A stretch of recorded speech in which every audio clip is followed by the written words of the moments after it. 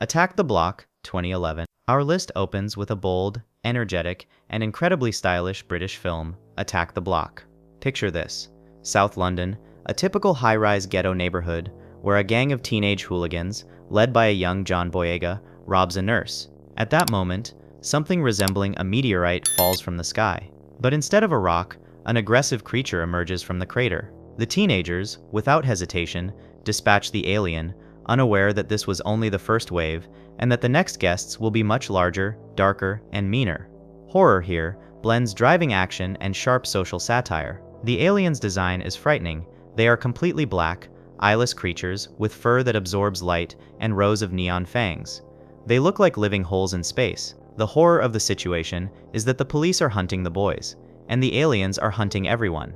The apartment complex is transformed into a vertical fortress, where instead of an elite special forces unit, humanity is protected by kids with fireworks, machetes, and bicycles. Chase scenes through the foggy corridors of high-rise buildings, accompanied by a powerful soundtrack by Chemical Brothers, create a unique atmosphere of urban invasion. The Block is a film about how heroes can be found where they are least expected. Director Joe Cornish masterfully shows how marginalized teenagers, considered parasites by society, become the last line of defense for their homes. The film explores the theme of territory. For the boys, this block is their world, and they don't care whether the enemy comes from another galaxy or the next block. This smart, funny, and at times very gritty film proved that great sci-fi doesn't require hundreds of millions of dollars. All it takes is a good script and a couple of evil aliens in a London alley. Monsters, 2010. In second place is the film that became Gareth Edwards' ticket to big-time cinema. Monsters is the complete opposite of typical War of the Worlds films. 6 years have passed since a NASA satellite carrying samples of alien life crashed over Mexico. Half the country is now a contaminated zone, teeming with giant tentacle-like creatures and surrounded by walls. The plot follows a cynical photographer and the daughter of a wealthy media mogul who are forced to cross this dangerous territory to reach the US border. The horror here is atmospheric, almost ghostly. It's not so much the sight of the creatures themselves, which appear rarely, that is frightening, but the consequences of their presence: ruined cities, abandoned military camps, and a mutating environment. The horror of this world has become commonplace. People live alongside monsters, watch news reports of casualties like a weather forecast, and have become accustomed to the wail of sirens. Scenes where the heroes discover alien spores glowing on trees in the jungle at night evoke a sense of awe and danger at once. This is a silent invasion, where humanity isn't so much at war as trying to coexist with a new ecosystem. Monsters is a road movie set in a post-apocalyptic world. Gareth Edwards shot the film on a shoestring, using a handheld camera and creating special effects on a home computer, giving the film an incredible documentary-like realism. The film explores the theme of boundaries, both physical walls and the psychological barriers between people. This film explores how the real monsters often turn out to be not the aliens, but those who give the orders for bombings.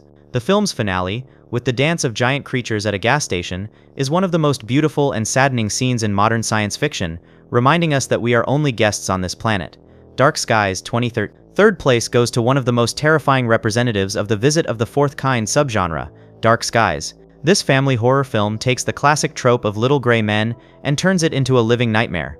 The Barrett family lives an ordinary life in the suburbs until strange things begin to happen in their home. Food from the refrigerator forms complex geometric towers, hundreds of birds crash into their windows, and strange markings appear on the children's bodies. The horror here is built on a feeling of absolute insecurity. What's frightening is that the aliens here aren't invaders with guns, but invisible puppeteers methodically studying their prey. They can enter your home at any moment, paralyze you, and take what's most precious to you, your children. The scene where the father installs surveillance cameras and discovers empty spaces where there should be movement in the footage heightens the paranoia to the extreme. The horror of Dark Skies is that the police won't help, and the neighbors will think you're crazy. You're trapped in your own home with a force beyond human comprehension. Scott Stewart's film masterfully utilizes silence and shadows. Unlike large-scale action films, the focus here is on the psychological disintegration of a family under the pressure of the unknown. This is a film about that space can be infinitely cruel in its curiosity. The film's ending leaves a crushing sense of hopelessness, a reminder that if they have targeted you, the dark skies will never clear. Signal, 2014. Coming in fourth place is William Eubanks' visually impeccable and utterly mysterious sci-fi thriller. A group of student hackers embark on a road trip across Nevada, trying to track down a mysterious rival nicknamed Nomad, who has hacked their systems. Their trail leads them to an abandoned house in the desert, where everything suddenly erupts into chaos. The protagonist awakens in a sterile underground complex, where men in hazmat suits, led by Lawrence Fishburne, begin performing strange tests on him, claiming he has come into contact with an extraterrestrial object. The horror here is characterized by sterile madness and body horror. The uncertainty is frightening. You don't know where you are, a government bunker, an insane asylum, or aboard an alien ship. Gradually, the protagonist discovers that his body has undergone horrific changes. Scenes in white corridors, where every sound echoes, create an atmosphere of clinical anxiety. The horror of the signal lies in the realization that you are being used as a spare part in some grand and incomprehensible experiment. The Signal is a puzzle film that begins as a youth thriller and ends as a grand philosophical fantasy. The director uses stunning cinematography to highlight the contrast between the freedom of the desert and the claustrophobia of the laboratory. This is a film about the limits of human capabilities and the possibility that the invasion may not be of our cities, but of our very biology. The final twist will compel you to rewatch the film to find all the clues you missed. Beyond Skyline, fifth place goes to a rare example of a sequel that surpasses the original by a wide margin. While the first Skyline was a small-scale film about a single skyscraper, Skyline 2 is a frantic and furious action horror. Frank Grillo plays a detective who, along with his son, finds himself caught up in the midst of an alien abduction. They are drawn aboard a gigantic alien ship, where humans are being used as biological material to create alien soldiers. The horror here takes on the character of a biological nightmare. The alien technology itself is terrifying. Living, pulsating ships, and the process of transplanting human brains into the mechanical bodies of monsters. It's both vile and impressive. But the real thrill begins when the action shifts to Laos, where Grillo's character is joined by martial arts masters from the raid. Imagine, aliens versus masters of kung fu and machetes among ancient temples. It looks like a comic book come to life, where a large-scale invasion meets hand-to-hand combat. Liam O'Donnell's Skyline 2 is the perfect popcorn movie with soul. The film isn't afraid to be strange and bold. It features alien hybrids, giant robot battles, and the personal drama of a father trying to save his child. This is a story about how even when humanity seems like mere fodder for a superior race, one evil man with a gun and the will to live can turn a high-tech harvest into a living hell for the invaders. The Faculty, 1998, coming in at number 6, is an absolute classic from Robert Rodriguez, undeservedly forgotten by many. Strange things begin to happen at an ordinary American school. Teachers start drinking gallons of water, acting unnaturally polite, and displaying inhuman cruelty. A group of outsiders, from the school's drug dealer to the captain of the football team, discover that their teachers have been captured by alien parasites. The horror here is paranoid, in the vein of Invasion of the Body Snatchers, but spiced up with the aesthetics of 90s teen slashers. The idea that someone you've trusted or feared your whole life is no longer human is terrifying. Scenes in the staff room, where the characters try to figure out who's still one of them, create incredible tension, and the transformation of the school's queen bee into something multi-limbed and slimy is a benchmark practical effect of the era. Parasites need water, and this detail transforms an ordinary pool or glass of water into a source of deadly threat. The Faculty is a clever deconstruction of the genre. Rodriguez and screenwriter Kevin Williamson, creator of Scream, filled the film with references to sci-fi classics, making it both an homage and a standalone hit. This is a film about teenage rebellion. To high school students, adults often seem like aliens, but here, that metaphor becomes literal. A terrific cast, from Josh Hartnett to Elijah Wood, and a rousing soundtrack make this a must-see for any alien invasion fan. Slither, 2006. 7th place goes to James Gunn's debut film, the insane, bloody, and wickedly funny Slither. A meteorite crashes into a quiet American town, harboring an alien parasite. The first victim is local wealthy Grant, played by Michael Rooker, who begins to transform into something between an octopus and a mountain of rotten meat. Soon, the town is overrun by thousands of slimy pink worms that enter people through their mouths, turning them into zombified slaves of a single mind. The horror here is extreme body horror. The way the alien infection deforms the human body is terrifying. Scenes of a woman swollen to the size of a giant ball, due to hundreds of fetuses inside her, or the process of several people merging into a single biomass. This is not for the faint of heart.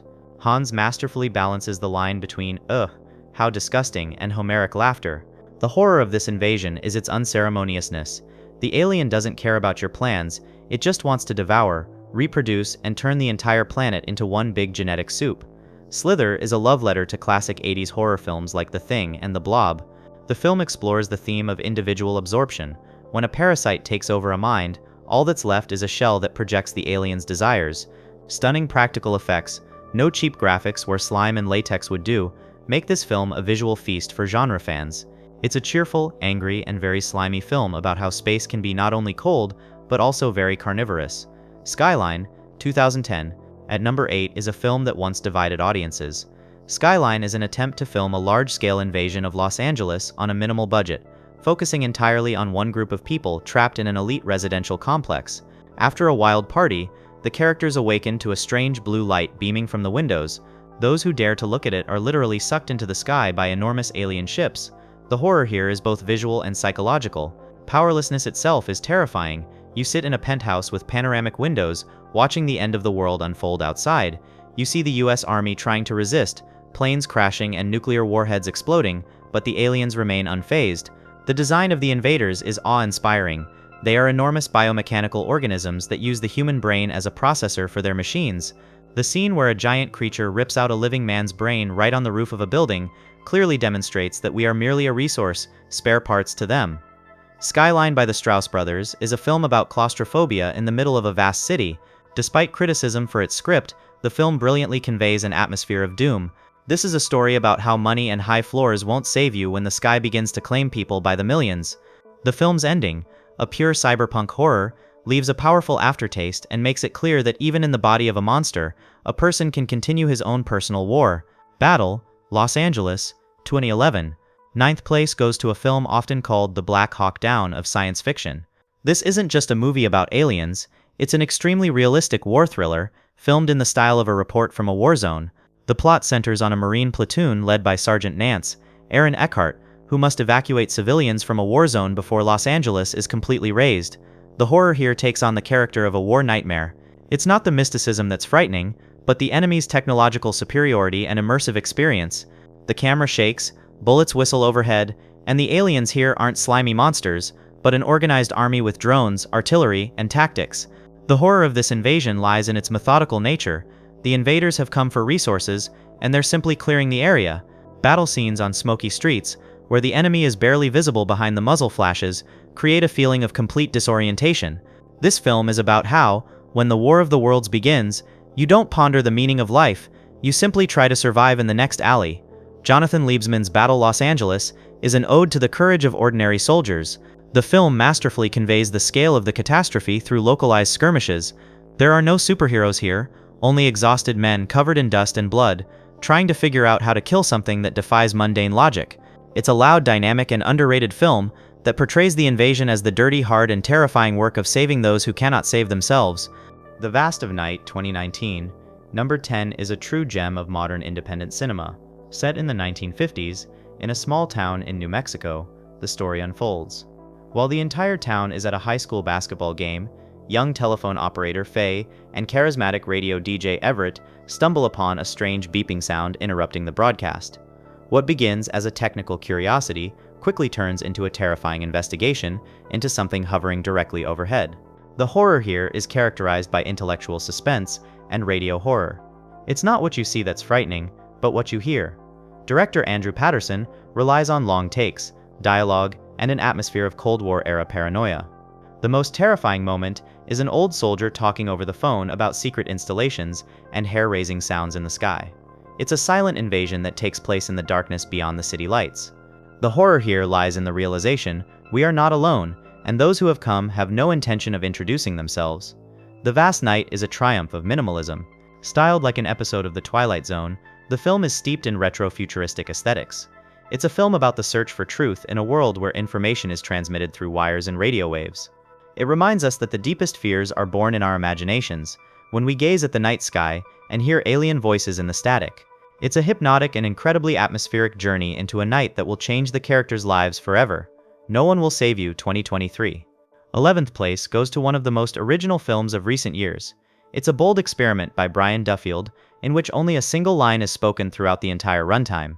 The protagonist, Bryn, lives in complete isolation in her secluded country house. An outcast in her hometown due to a tragic past, she awakens one night to strange noises and realizes a creature has broken into her home. And it's not just any burglar, but a classic gray alien with huge eyes and telekinetic powers. The horror here takes the form of an intense game of cat and mouse. What's frightening is how unceremoniously the aliens invade your personal space. These aren't just visitors, they're creatures who behave like researchers, dissecting reality. The lack of dialogue forces the viewer to sharpen their ears. Every creak of a floorboard, every click of an alien tongue sounds like a death sentence. The most terrifying aspect of the film is the variety of alien species, from small, agile scouts to giant spider-like creatures that loom over the house. It's a pure visual nightmare, where the invasion isn't a war between armies, but a personal battle for the right to remain oneself. No One Will Save You is not only a sci-fi horror film, but also a profound metaphor for guilt and redemption. The film explores the theme of loneliness. Bryn is so cut off from the human world that the alien threat becomes her only way to finally engage, at least through action, with the world around her. It's a dynamic, inventive, and deeply unsettling film that proves that classic Grey films can still be incredibly frightening when set in the intimate atmosphere of a domestic thriller. Phoenix Forgotten, 2017, at number 12 is one of the best examples of the found footage genre about aliens. The film is based on a true event, the infamous Phoenix Lights of 1997, when thousands of people in Arizona observed strange lights in the sky. The plot follows three teenagers who went into the desert immediately after the incident to film the events and vanished without a trace. 20 years later, their footage is discovered, and the truth turns out to be far more terrifying than the official government versions. The horror here is characterized by documentary authenticity and mounting panic. The immersive experience is frightening. The shaky camera, grainy images, and a feeling of complete disorientation in the desert at night. The horror of this invasion lies in its scale, and at the same time its stealth. When the characters see a huge object in the sky that simply hangs above them, blocking out the stars, you feel their primal awe at something colossal. The final scenes, when reality around the characters literally begins to disintegrate, and magnetic storms disable their equipment, create an atmosphere of an imminent abduction. Forgotten Phoenix masterfully plays on human curiosity and fear of the unknown. Producer Ridley Scott contributed to ensuring the film's authenticity for the 1990s era. This film explores how easily a person can disappear from the face of the earth if they find themselves in the wrong place at the wrong time. It reminds us that lights in the sky aren't always hope. Sometimes they're just beacons, guiding those who have no intention of saving us. The Phoenix Incident 2015, 13th place, goes to another interpretation of the events of 1997, this time in the format of a mockumentary thriller with investigative elements. The film mixes real news reports, interviews with politicians, and classified recordings of the four men who disappeared that fateful night. Unlike many of its genre peers, this film focuses on the military aspect, how the U.S. Air Force attempted to intercept unidentified objects, and the catastrophic consequences for civilians. The horror here takes the form of a large-scale conspiracy and combat panic. What's terrifying is how quickly a peaceful ATV ride devolves into a war zone between humanity and a high-tech enemy. The most terrifying element of the film is the design of the creatures themselves, which are shown in slightly greater detail here. These are fast, predatory creatures that exploit the chaos of battle to collect trophies. Scenes shot through gun sights or helmet cams create the feeling of being at the epicenter of an invasion, which the government still tries to pass off as mere flares. The Phoenix Incident is a film for those who enjoy conspiracy theories and dynamic editing. It explores the theme of state deception. What if the government not only knows about aliens, but is actually in conflict with them, concealing it at the cost of its own citizens' lives? This energetic and terrifying film transforms a well-known UFO event into a true war thriller, where survival depends not on how fast you run, but on how deep in the desert you can hide. Captive State, 2019. 10 years have passed since the invasion. Humanity has surrendered. Earth is now a colony ruled by mysterious lawmakers. Cities are divided into zones. Implanted chips track your every move, and humanity's elite happily serve the invaders for a few crumbs. The plot unfolds in Chicago, and follows an underground resistance group as it prepares a daring terrorist attack against the occupiers. The horror here is social and systemic. It's not the sight of the aliens, who look like enormous needle-studded rocks, that's frightening, but the atmosphere of total control and betrayal. The horror of this world is that the invasion has already ended with the enemy's victory, and now the worst thing is not death, but a neighbor's denunciation. The scenes where the heroes plan an operation, using analog communication devices to deceive alien monitoring, are incredibly tense. This film is about how easily freedom is traded for security, and how difficult it is to raise your head when gigantic invader ships hang overhead. Battle for Earth is a smart and mature science fiction film. It's not about laser swords, but about underground resistance, codes, and self-sacrifice. The film explores the theme of collaboration. Who among us will be the hero? and who the warden in the New World Order. The film's visual style, dusty, gray, and industrial, perfectly underscores the decline of human civilization. It's a powerful statement about the strength of the human spirit, which cannot be chipped, even if the entire planet has been turned into one big prison. They Live, 1988, completing our tier list, is John Carpenter's cult masterpiece, which has only become more relevant with age. The plot revolves around an ordinary worker named Nida, who finds a box containing strange sunglasses. Putting them on, he sees the world without embellishment. Glossy billboards actually carry hidden slogans like consume, reproduce, and sleep, while the faces of many successful businessmen and politicians transform into the terrifying skull-like faces of aliens. It turns out that Earth has long been occupied by an invading race who are using humanity like cattle, broadcasting a signal that conceals their true form. The horror here is socio-political and paranoid. It's not so much the aliens' appearance that's frightening, but how deeply they've integrated into our lives. They don't destroy cities, they own banks, TV channels, and the police. The most terrifying moment is the realization that if you put on the glasses and see the truth, you instantly become an enemy of the system. The scene of the legendary fight for the right not to wear glasses is a powerful metaphor for how painful and difficult it can sometimes be to open your eyes to reality. The horror of They Live is that the aliens exploit our own weaknesses, greed, laziness, and the desire for comfort. They Live is a caustic satirical lampoon disguised as a B-movie. Carpenter has created a film that serves as a warning about the power of corporations and the manipulation of mass consciousness. The protagonist, played by Roddy Piper, is not a chosen one, but simply a man tired of being led by the nose. This film explores how an invasion can be invisible and comfortable, and that's precisely why it is the most dangerous. The film's final gesture is one of the most daring and powerful, memorable in the history of cinema, reminding us that to defeat an enemy, you first need to simply muster the courage to look at him. That concludes our tier list of alien invasion films. We've gone from violent street clashes in London to the quiet occupation of consciousness. As you can see, aliens in cinema aren't just little green men, but also a reflection of our fears of technology, government, and the loss of our own identity. Which of these invaders scares you the most? The ones who rip out your brain with blue light in Skyline, or the ones who quietly rule the world in They Live?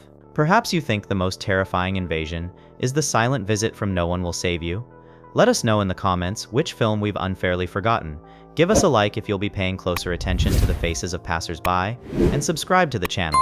And remember, if you think you're being watched, you're probably not imagining it. See you in the next Infected Zone.